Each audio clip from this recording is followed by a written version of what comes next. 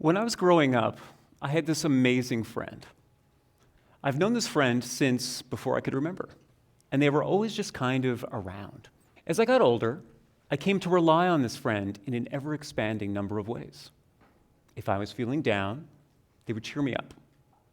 When life became overwhelming or stressful, they would hang with me and help me forget my troubles for a while.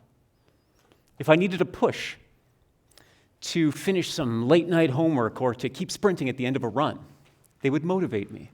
And if I was feeling like I lacked purpose or was isolated from my community, this friend would help me reconnect with others, but always in their own strange and mysterious way. This friend was also a great collaborator. I would share with them some of my angsty teenage emotions, and they would take these feelings and they would become transfigured. Now, I know that I am far from alone in these experiences. In fact, many of you here today have had this exact same friend, because this friend is, of course, music. This is really not that surprising, is it? After all, for tens of thousands of years, music has been providing comfort, a break from reality, motivation, and coordination between individuals.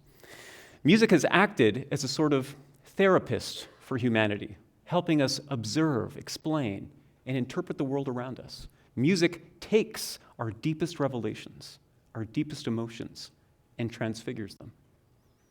Music may not be man's best friend, but it certainly is one of humanity's ancient companions. Now, if we're being honest, some friends can be a bit flaky when times get tough. A roommate skipping out on their fair share of the dishes, or avoiding helping you move because they have a thing. But what about music? Historically, has our ancient companion deserted us when times get tough or when we're dealing with subjects that are too nuanced, tragic, or depressing? Of course not.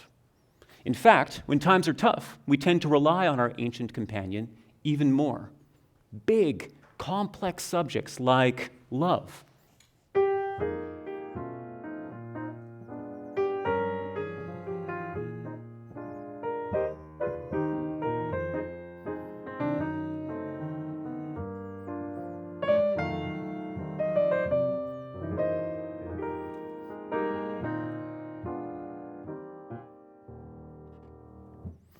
or war,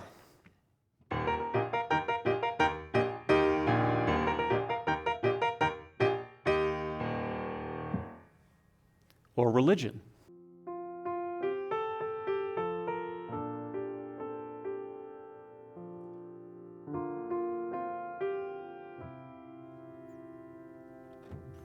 Or nationalism.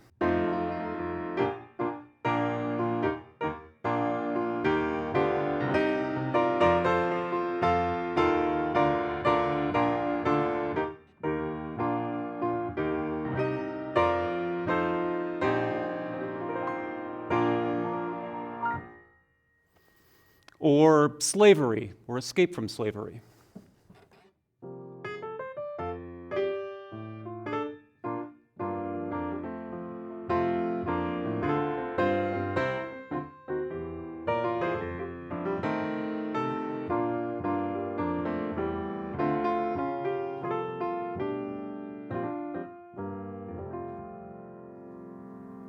Not to mention mortality, independence movements, civil rights movements, and disease, among many others.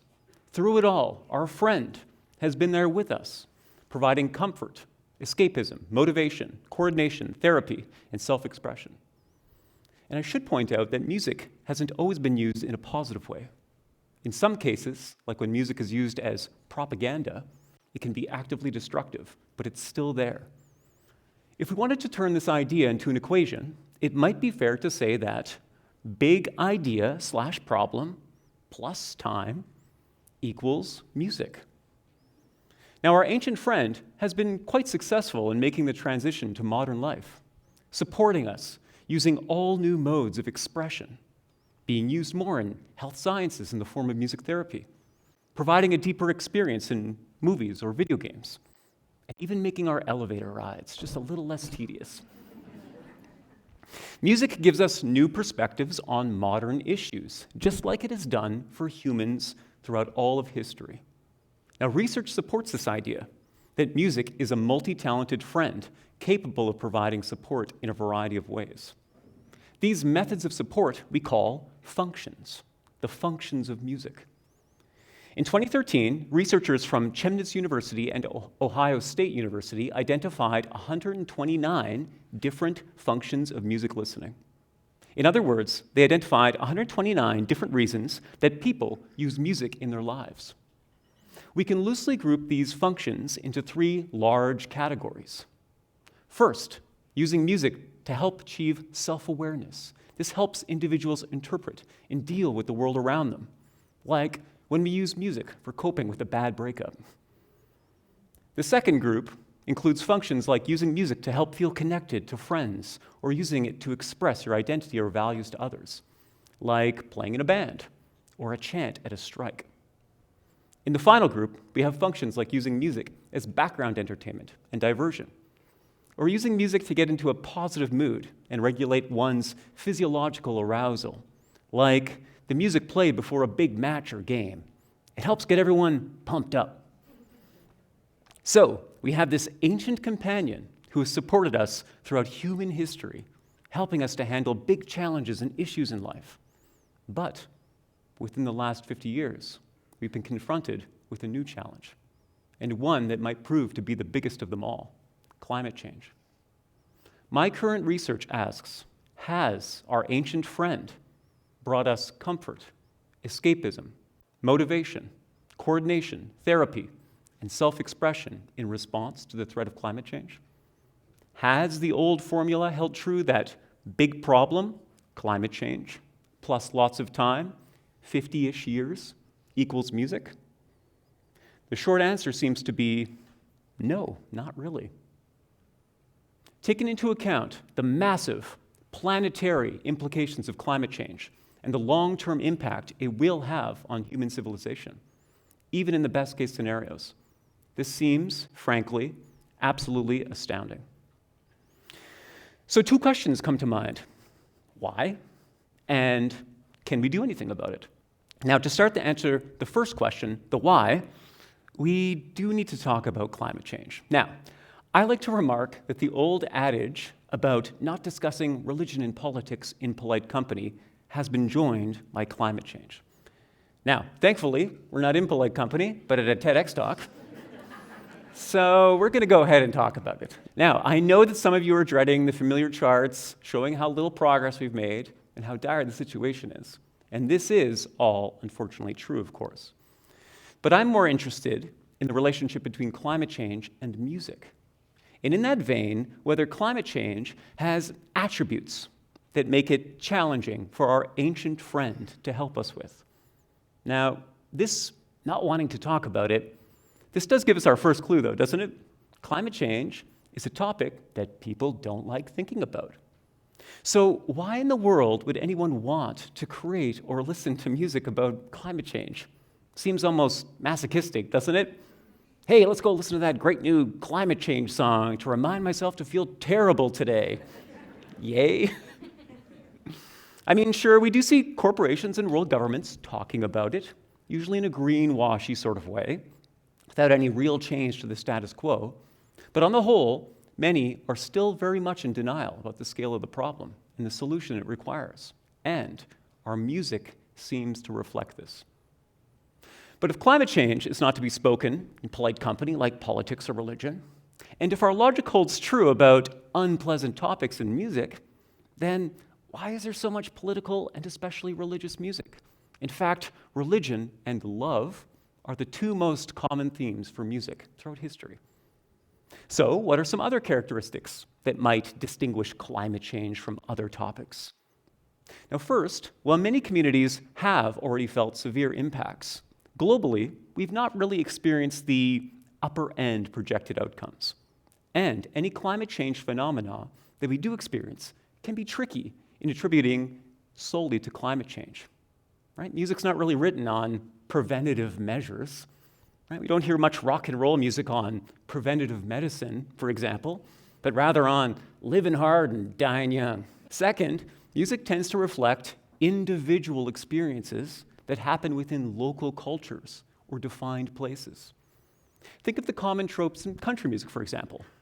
Trucks, beer, small towns, heartache, individual experiences. Climate change, in contrast, is hyper non-local and non-individual. Climate change is, in a very real sense, the physical manifestation of our collective values and desires. Not only that, but this physical manifestation changes radically depending on where you, the individual, lives. In one place, drought. In another, flood. There is no common climate change experience. Climate change is too slow, too large, and too interconnected for the human mind to turn easily into narrative.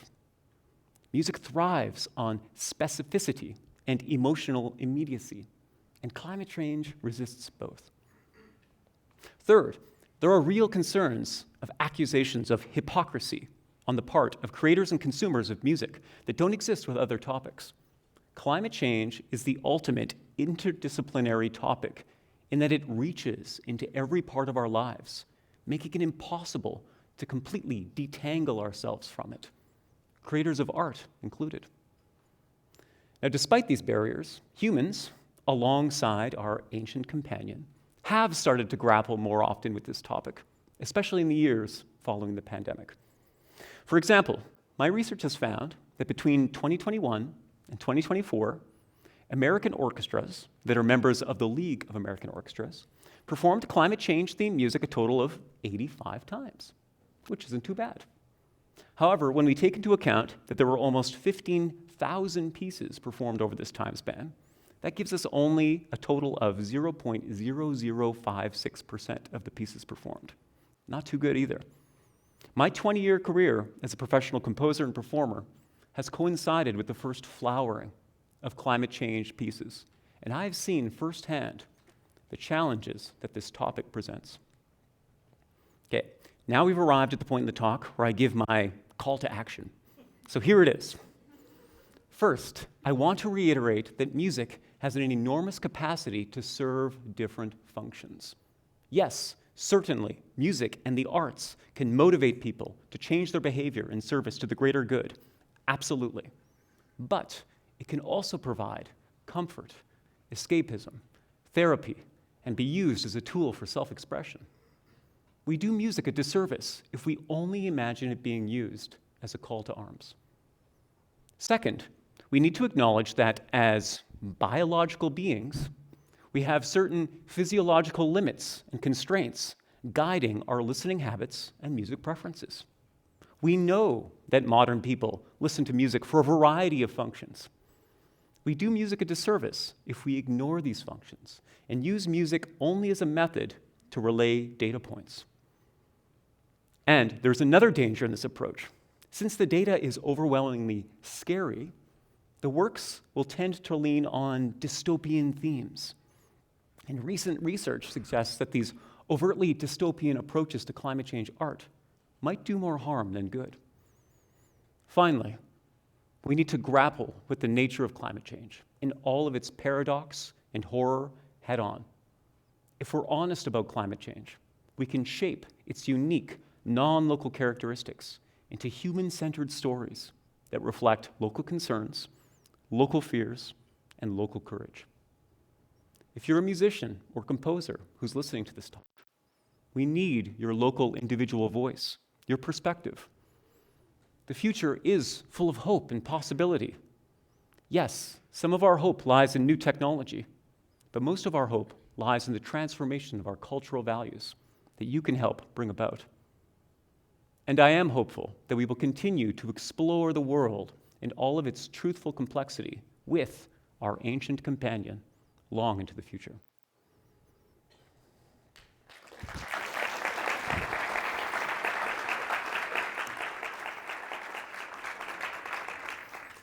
I'd like to play a short piece for you that I've written. Now, in this short piece, you'll see two different versions of the climate change story. On one hand, the large, complex, non-local scientific reality. On the other, the human-sized local one. Okay, this isn't a piece about solving or finding solutions to climate change, just about how normal people deal with this world with determination and humor.